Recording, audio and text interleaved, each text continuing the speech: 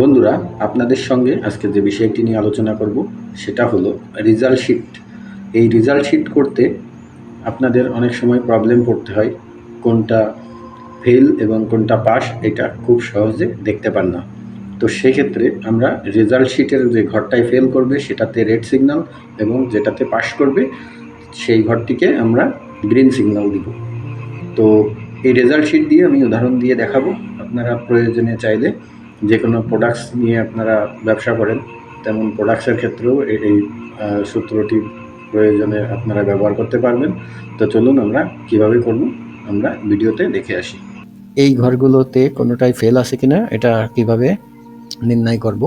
আপনার মনে করেন এখানে কয়েকশো ডাটা আছে, তাহলে এই রকম যদি আপনি হাইলাইট করতে চান, এমনভাবে যদি হাইলাইট করেন আপনাকে অনেক সময় প্রয়োজন হবে। তো খুব সহজে আপনি কিভাবে করবেন সেটা দেখাচ্ছি।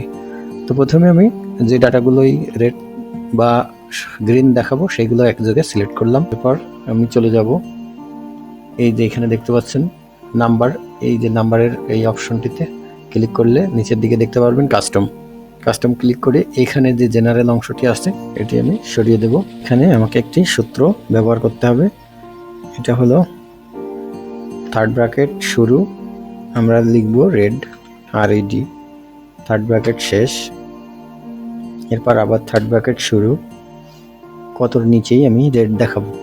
অর্থাৎ আমি যে রেডটা দিলাম আপনি যদি 33-এর নিচেই দেখান তাহলে আমি এখানে স্মলার দেন 33, অর্থাৎ 33-এর নিচেই যদি হয় আমি একে রেড দিব। আমার একটা ইনপুট হয়ে গেছে। এরপর কোন ঘরগুলোই হবে সেগুলো ফেলের ঘরে আমি লিখলাম ফেল, আবার ডাবল ইনভার্টেড কমা দিলাম। এরপর আমাকে সেমিকোলন ব্যবহার করতে হবে, আবার থার্ড ব্র্যাকেট, এবার দেব green, green, third bracket close, আবার থার্ড ব্র্যাকেট শুরু, কতর উপরে অর্থাৎ সমান সমান 33, অর্থাৎ 33 বা তার উপরে এগুলো। এবার আমি থার্ড ব্র্যাকেটটি ক্লোজ করব, এবার ওকে করে দেব। তো বন্ধুরা এখানে দেখতে পাচ্ছেন আমার এই যে সাবজেক্টগুলোই ফেল আসবে সেগুলো রেড হয়ে যাবে। আমি যদি এখানে কোনো একটি চেঞ্জ করে দিই, সাপোজ আমি এটাই 29 করে দিলাম, সাথে সাথে দেখতে পাচ্ছেন ফেল এবং রেড দেখাচ্ছে। তার মানে এই সাবজেক্টগুলোতে এই ব্যক্তিটি ফেল করেছে এবং বাকিগুলোই পাস করেছে। তো এখানে আপনাদের প্রতিষ্ঠানের কোনো পণ্যের হিসাবও এভাবে নিতে পারবেন বা কোনো প্রতিষ্ঠানে শিক্ষা প্রতিষ্ঠানের রেজাল্ট শিট এইভাবে তৈরি করতে পারবেন। তো আশা করি ভিডিওটি ভালো লাগলে লাইক কমেন্ট শেয়ার করবেন। ধন্যবাদ সকলকে।